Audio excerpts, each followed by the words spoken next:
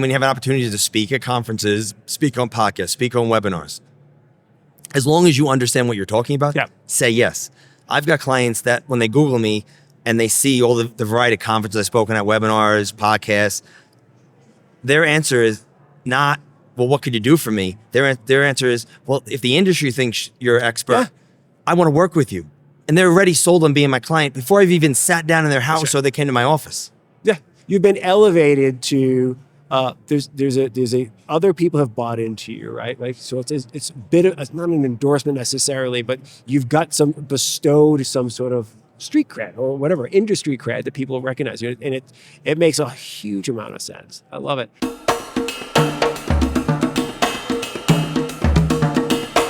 Hey there, it's Mike Langford. Welcome to another episode of the Modern Financial Advisor Podcast. On this episode of the show, Domenick D'Andrea, co-founder and financial advisor at DanDarah Wealth Management, is with me for an impromptu conversation recorded live at the Nitrogen Fearless Investing Summit in Denver, Colorado.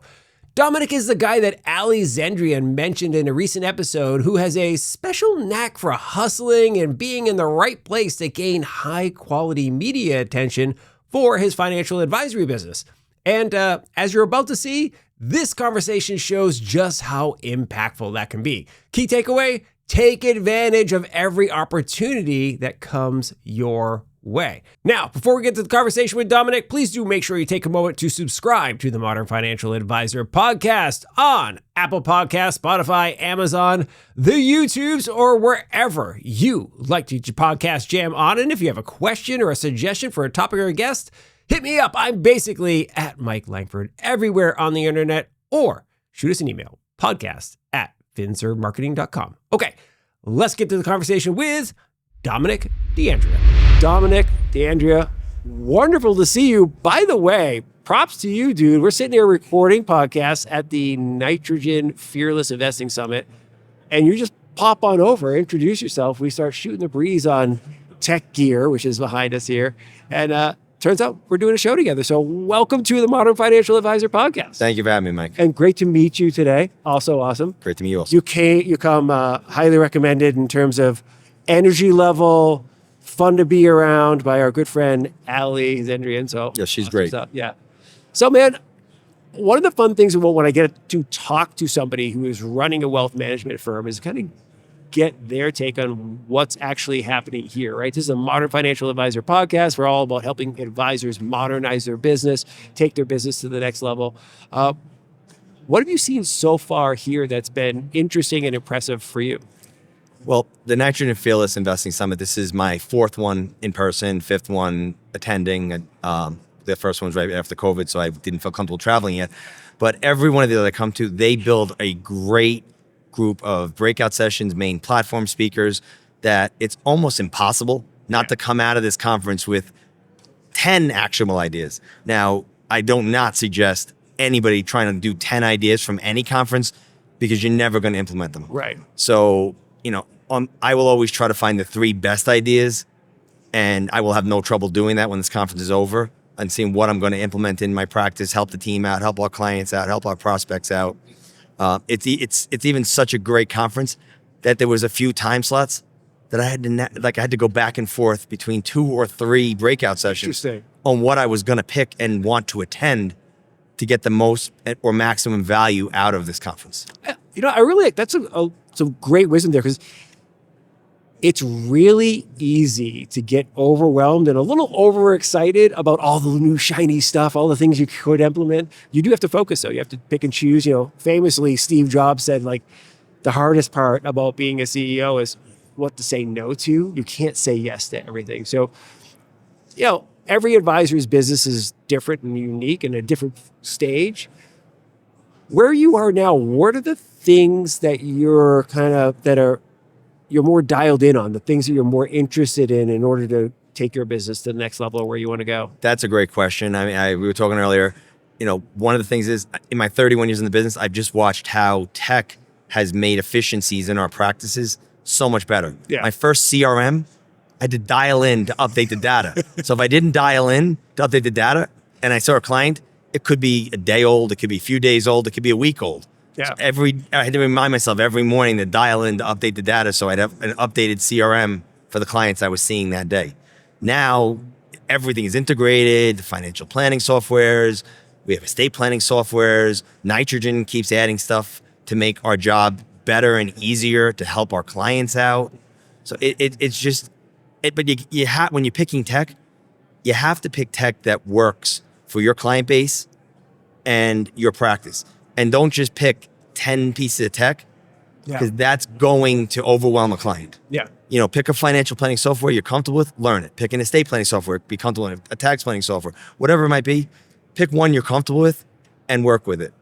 You know, when we're going back to what you said about being overwhelmed at a conference, well, right now I'm missing a session to be here, but that's okay. Yeah. I have Otter AI taking the notes, so I'm going to get a transcript of the session, and that's really what I do when a conference is over. I'm not. If you ask me on Friday at the end of this conference, what am I going to implement? I have no idea. But on my flight home, I'll go through all the notes. It gives me key points, and I'll pick out the 3 ideas from that. So do not try to figure out what you're going to do here. Yeah. Enjoy the moment here. Figure that out afterwards if you looking at your notes. I like that. It's getting easier. You know, mentioned you have an AI note taker taking some notes. Now you have AI tools to go, okay, here's all the notes I took. Let's do some summarization. You can also tell it, here are some priorities for me and my business now. Based on what we heard, what are the most important things that fit in with those priorities, right? It helps you kind of like sift through all the stuff you saw. Because, you know, at the end of the day, you hit on this. And I think it was really a smart point that I want to make sure the audience takes away is the best tech is the tech that you use, right? You can have but look at the tech we're using right here. You could tell me that, well, I've got better cameras, I've got better microphones, I got better, whatever the thing is, you know, we're using this stuff and this stuff gets used regularly and I know how to use it. It doesn't have more features than I need. It might have some that I'm not using yet, right? That's the same true for like a financial planning software, right? There can be stuff that might be way more powerful than what you're using, but you figured out that this is what works for me and my business. Right, and the way more powerful software, if it doesn't integrate with the other tech I'm using, well, that too. It doesn't matter to me. I want as much integration between the different techs I'm using, because then I'm not doubly implementing the same information in this platform and in this platform and in the next platform. Yeah. I want it to just translate everything into one simple way, which the clients appreciate also, because when you can hand them one report from one piece of tech, they're much happier than saying, well, here's 10 different documents I printed for you. Read through them, figure out what you're doing. And I've confused the living daylights out of the client. Yeah. Now, we've talked a little bit about tech, and tech is obviously helping to move everything forward. And some of the things that an advisor does today, frankly, wasn't really possible 30 years ago. You mentioned you've been in the business for 30 years. But the role of an advisor has changed dramatically. I say it almost on every single episode of the show that many advisors got their start when they were called stockbrokers and they evolved into financial advisors as we know them today. How have you seen your business evolve over that 30 years? And where do you see it going probably in the next, 5 to 10 years? What are you looking forward to most, I guess? I don't know. Get real quick. Well, like I said already, the tech has evolved to the point where it makes our job easier on appointments because we're able to be repeatable. We're able to give the clients a repeatable process, repeatable data. So we become more confident with it. And just as I'm seeing, just in the time I've, been a Nitrogen customer, I've looked at all the things they've added and changed to the product. When I first signed up, it was a risk questionnaire. Right. Yeah. They got retirement maps, report builders, income policy statements, tax planning, AI. So the companies are evolving more and more to make our jobs easier and give the clients a more repeatable, understandable thing. So I can only imagine what these companies are going to do moving forward. And the best ones listen to us. Yeah. If I've got an idea, I can call one of these tech companies and say, can we work something like this? Because this is what the clients are looking for. Yeah. I know what you guys want, but when I'm talking to the clients, they'd like it to look like this. And the better tech companies, if we present it properly, they listen to us. Yeah. Because they want a better product for us to use to make the clients happy. And most of the tech companies I work with are open to hearing those ideas because, again, they want to get better. They want to be more valuable to us. Yeah. So the sky's the limit. I mean, if you would have told me AI could do some of the stuff it's doing now, like, I'm shocked every time I get a call from somebody that put in, best financial advisor near me or best retirement specialist near me. I get appointments from that. If you would have told me I was going to get appointments from an AI search engine 5 years ago, I would have told you you're crazy. So if you're asking what the future holds, I think it's just bright. I think we're going to just keep growing, keep having enhancements, and keep doing things that are going to make the client experience with us and our experience with them better and better. So now, fun question, and maybe you don't even want to answer this question because you mentioned that you've had clients discover you via AI, and so we have SEO, but we have AEO. AEO, right? Have you done any of that? Have you tinkered around with any of that to make sure you're discoverable on AI? Not as much in AI. I'm working on that process. Yeah. But the biggest thing that's gotten me clients, because when you put in the search, best financial advisor near wherever you live, right, it's going to pull up 5 to 10 advisors in your area. The best thing you can do is look at, if you're not ranked, why are those people ranked? Right. What do they have? The biggest thing I've seen is Google reviews. Yeah. So I work very hard at asking clients to give us reviews because that's what put me at the top, that we're highly reviewed, 5-star Google reviews. And that puts us at the top. And then it pulls stuff off our website, it pulls stuff off our social media. Right. So you have to have a digital presence. Yep. You're not, if you don't post on social media, you don't use Google My Business, you don't get testimonials, you're not going to be plugged in, you're not going to be found, and you don't know where your next client's coming from. Yeah. I love when I get an email saying, "Oh, I found you, can we meet?" Or even get the craziest thing is when I get a Calendly appointment and somebody scheduled me and I never even spoke to them. That's awesome. What's so funny is before we click record, I was telling you about the origins of the show. The Modern Financial Advisor we really started talking about the need for advisors to stop thinking of their business as a practice and start thinking of themselves as having a business. And if you're in a business has certain functions. One of them is marketing, right? In order to generate new sales leads, I need to have a marketing engine of some kind. And so it sounds like you've really invested in that, which is really smart because not every advisor is doing that right now. And when you have an opportunity to speak at conferences, speak on podcasts, speak on webinars, as long as you understand what you're talking about, say yes. I've got clients that when they Google me and they see all the variety of conferences I've spoken at, webinars, podcasts, their answer is not, well, what could you do for me? Their answer is, well, if the industry thinks you're an expert, I want to work with you. And they're already sold on being my client before I've even sat down in their house or they came to my office. Yeah, you've been elevated to. There's other people have bought into you, right? Like, so it's a bit of, it's not an endorsement necessarily, but you've got bestowed some sort of street cred or whatever, industry cred that people recognize you, and it makes a huge amount of sense. I love it. No, you're 100% right in terms of taking advantage of other opportunities to get on shows, to speak at conferences or whatever. I got a new client this past year who saw a video that I did 9 years ago. I don't know how they found the video, a 9-year-old video. Get this email. Hey, Mike, can you work with us and help us with our stuff, right? And that happens for financial advisors too, because you don't know what somebody's Googled, if they're sitting on YouTube, if they're cruising the podcasts and they happen to find somebody's answering the one question. We had one of our clients who landed a client for their business.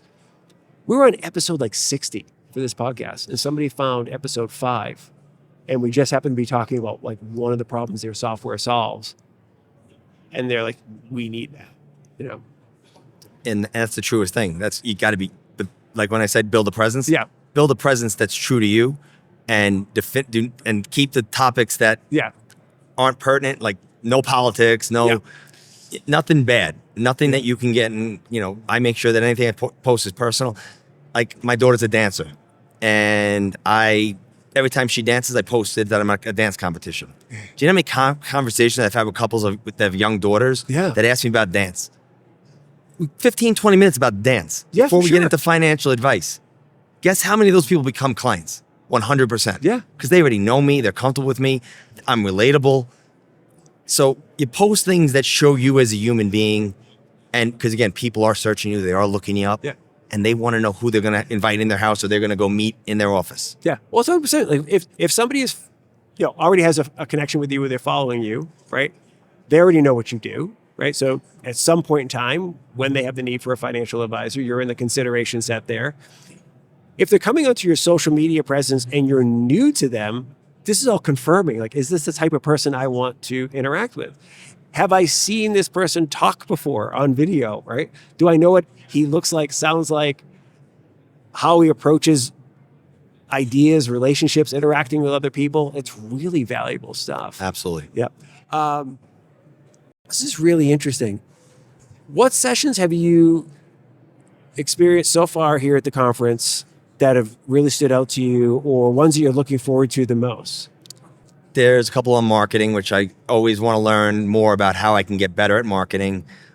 This morning, the women's conference was on, and I always want to hear what's going on there because I want to build my knowledge, because females are going to inherit everything, Sure. the money for the most part. I'm a weird person when it comes to this because all three of the senior men in my family outlived their wives. Oh, wow. Which I know is an anomaly, but I know that that's going to be what's happening. So going to that conference, I got some more insights on working with my female clients and understanding how they think. I think I do a pretty good job already, but I always want to learn. So that was a great session. Michael Kitzitz is always phenomenal. Yeah. So we're early in the conference, but there's numerous sessions that I can't wait to see what I get out of them. That's awesome. So you mentioned women, female clients. I've seen so much data on this. It's really fascinating. Something like 50% of women, might even be higher than that, will change advisors post-divorce, which is really interesting when you consider, actually, I think I might have butchered that number. I think it's like 75% of women change advisors after a divorce, but 50% of marriages end in divorce. So you know that if you have married couples in your client roster, half of them are likely going to dissolve at some point in time. And that means a huge chunk of your assets could be at risk, right? What are you and your team doing so far? It sounds like you've already invested in there, so I'm just curious about it. What are you and your team doing to make sure that the women who you're serving, even if they're in a family setting, a couple setting, know that you're their advisor too, and that you're there for them no matter what? 100%. Great question. So to give a story, a few years ago, we met a gentleman who was interviewing 3 advisors. Yeah. Us, his father's advisor, because he inherited an inheritance, and another advisor they just referred to. Yeah. And the reason they picked us is we were the only ones that acknowledged the wife throughout the whole conversation. Wow. And we make sure that the wife is extremely important in the conversation because we don't know who the decision maker is. When we're sitting down, somebody might be just sitting back and not asking questions, but they might be registering everything we say. And when we leave, the person that's making the decision might not be who we thought it was. The person we're giving all the attention to might not be the one that makes the decision. And they'll say, yeah, they talked to you, they acknowledged you. We're never inviting that person back in our house ever again. Yeah. So it's very important to care and understand and speak to both parties that are involved in the conversation so they know that their best interests is at heart. We make sure that they know if they refer us to people that we're a priest, doctor, lawyer, everything's confidential, everything stays the same. So they're going to leave us because they want to leave us, but I've had divorce clients. We haven't lost one as of yet. Yeah. Because we treat them both equal, fair, and give them a seat at the table in the conversation. I love that. It's just so important. Like you said, yes, you're a couple, but you're also individuals, right? You think about your children. It's kind of a weird way. But like, hey, yeah, I see you as my kids. We're a family. But I see my son as an individual person, and I see my daughter as an individual person too. When you're dealing with clients, right? Sometimes it does feel like it's a family style situation. You care about these people, right? That caring doesn't stop because you happen to, I don't know, you've golfed with the husband, right? You've never gone golfing with the wife. You should still feel like you're strongly connected there. Well, if we have a client event, we make sure we invite both. It's really important. Because we want them. It's not we're inviting you or if one can't come for a reason, that's on them. Yeah. But we don't ever because breadwinners, especially in this day and age, there are many families that the woman makes more than the man. For sure. And that can change at any given point in time. Yeah. So that's why you can't assume what's going to happen in the future in that couple. By the way, that is almost likely going to accelerate because the recent stats are like 2/3 of enrolled college students are women now. So it's no longer a 50-50 split. Like a lot of young men are for some reason opting to not go to college. And, I think there's some economic repercussions for that in the future, right? And so advisors really need to be thinking that way. I want to switch gears to something that you said something a while back, and I think it's related. We can build on it with what we were just talking about. You were talking about there's certain things that clients are asking for, and you're bringing it to the tech. How much of what you see is push versus pull, right? Obviously, the tech companies are creating all sorts of really awesome stuff. AI is moving at a blistering pace. We all see it. We're all like, wow, there's a new thing I can do and making my life easier. But I'm sure it's coming from the other side too, where clients are like, oh, you know what? I'd really like to be able to do this type of stuff, right? Are you getting like more nuanced questions or more informed questions from your clients than you used to because of things like AI, where they're starting to be able to? Absolutely, 100%. Clients are looking at, like, we met with a woman that ChatGPT'd everything this week before I came here. And she was like, everything was were great things, but you have to understand when you do a ChatGPT question, it's giving general advice. Sure. So it might not be specific to you. So it's really understanding what's going to benefit you and then learning how to converse that back to the client. Yeah. Tech, it's fine, again, using the right amount of tech for those clients. Because if you over inundate them, they're going to think that everything is generated by tech and you're not a person. I want them to know I'm still here for them. I got a client earlier this year, and tech is why I got the client. He met with numerous financial advisors over the years. He was a do-it-yourselfer, never thought he needed a financial advisor. Adamantly told me, I don't need one.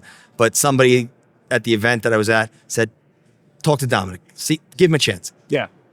I used one of my financial planning softwares, and I showed him Roth conversions because he was a great saver, a young guy, and doing a Roth 401k in his, even though he's going to lose the tax deduction now, it was over $10 million in tax savings later on in life by starting that now. And he's like, wow, this was so intuitive. This was so beneficial. When can I sign up? So it went from not wanting to work with a financial advisor to like, this is the greatest thing since sliced bread. Yeah. That's fantastic. I love it. And I love the fact that you brought up that clients are, you assume now, I would assume that anything you present to a client, and they're likely going to run it through a ChatGPT, a Claude, or whatever, just to understand it a little better. Because like, that's I don't know if that's one of your use cases, but a lot of times, especially when I get a dense amount of information, right? Can you summarize this for me, right? Tell me a little bit, like, what are some key points in here that you picked up on that I can go evaluate? Hey, we just did a contract actually, and the other party of the contract came back and said, hey, I ran this contract through ChatGPT, and it recommends we add this clause and this clause. And then it helped us actually. Okay, you know what? That is a smart one. That's one, maybe not on this one, but whatever. This one's irrelevant. But it's kind of a cool back and forth. It opened up a better dialogue. And it's going to help educate. Yeah. And the more I want educated clients. I want clients that research me. I want clients that do research, because once they see who I am and learn about it, they're more apt to want to work with me and stay with me as opposed to just trusting. Yeah. That's great. So do you have, some of my fun questions, do you have a niche that you focus on? Are you more just broad-based in your client base? Is there certain types of segments you're looking to serve more than others? The most fun and the most work I can do for most clients is the pre-retirees, retirees, because most clients, they do a great job saving. They do a great job building their 401k or 403b or whatever it is they have at work. But what they don't understand is how can they distribute it comfortably in retirement and not outlive their money. Because I'll sit down with somebody, oh, well, I should leave my plan, at my union. It's great. I'll just take money out. I'm like, yeah, that works great if the market's going up. Yeah. If the market's constantly going up, you're fine. But if we get a 30% correction and you're taking money out, well, you're going to get less and less to take out, and you're going to be in danger of running money out. So we can create fantastic, innovative plans that can now show them, okay, you're not going to outlive your money. Right. You're going to be able to leave money for a charity or for your children or whatever it might be. And they see why having an advisor can do that. Years ago, where I didn't have the tech, they had to trust that what I was saying was true. But now that there's more and more financial planning software where I can plug in the numbers and show them how it's going to work for their plan, and they can see it in, paper or on the computer. Yeah. It makes our life easier. It makes their life easier, and they know they're going to be comfortable. That's awesome. That's fantastic. And at the end of the day, that's really the goal, right? I always jokingly say, like, it's the sleep at night factor, right? That's what your client wants from you. It's like they're not all expecting you to hit these rock star home runs with, the investment returns, right? Obviously, they don't want to grossly underperform markets. But they really want to go to bed every night going, all right, Domenick's got me. We talked. I'm comfortable no matter what's going on in the markets, what's happening, geopolitical stuff.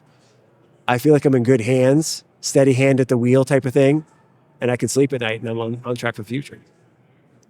Awesome stuff. Well, Domenick D'Andrea, this has been fantastic. I'm so glad you sought me out. Last question. People are going to want to follow up with you, I would imagine. Where can they find you? Domenick.D'Andrea. I'm on LinkedIn. So if you do Domenick D'Andrea on LinkedIn, okay. Domenick D'Andrea, okay. You'll find me on LinkedIn, and everything is connected there. Perfect. This has been fantastic, sir. I'm looking forward to beers tonight. There's a big function tonight. You're going out. Yeah, absolutely. Look, that's another thing. Conference attendees. Some of my best ideas I get at conferences are chatting with other advisors at the conference. Yeah. And the fear is going away. Other advisors, the likelihood of me talking to an advisor tonight or at any conference and them sitting down with the same person or me sitting down with the same person they're sitting down is so minuscule that I share numerous ideas and they share numerous ideas, and I get some great ideas from that. So 100%. I can't wait for tonight to see what I might come away with. That's great. Rising tide lifts all boats. Yes. All right. Great stuff, buddy. Thanks for coming on the show. Thank you for having me. Thank you very much for listening to and or watching this episode of the Modern Financial Advisor podcast. It's always fantastic to have you with us. Huge props to Domenick D'Andrea for swinging on by and saying, hey, this looks great. I'd love to be on your podcast. And I said, what do you want to talk about? So I can talk about anything. And then we talked about the things we talked about, which was really interesting because, as you know, we don't have that many financial advisors on the Modern Financial Advisor podcast. And that's kind of by design, right? This is a podcast for financial advisors, not necessarily for financial advisors to talk to a retail audience. But every once in a while, there's the opportunity to share learnings and lessons with the wider community. And Domenick delivered there. So I hope you got a lot out of the show. Hey, make sure you reach out and connect with Domenick. I'm sure he'd love to hear from you. Okay, that's all I have for you today. Make sure you be nice to each other. We'll see you next time on the Modern Financial Advisor podcast. See ya. Bye.